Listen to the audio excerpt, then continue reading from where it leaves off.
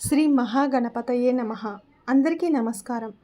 నేను ఈ ఛానల్ని స్టార్ట్ చేసింది మాత్రం ఎంతో కొంత మనీ వస్తుందని మాత్రమే.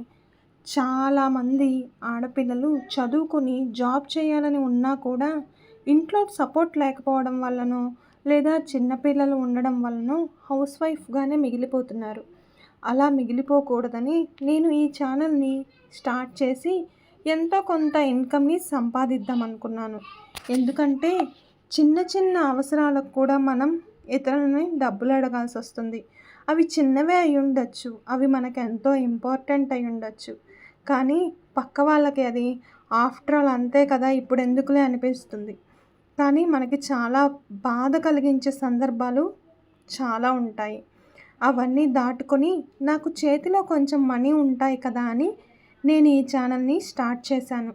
కానీ నేను చాగంటి గారి ప్రవచనాలను అప్లోడ్ చేయడం వల్ల నాకు రీయూజ్డ్ కంటెంట్ నోటిఫికేషన్ వచ్చింది. సో ఈ ఛానల్ కంటెంట్ను యాక్సెప్ట్ చేయలేదు యూట్యూబ్.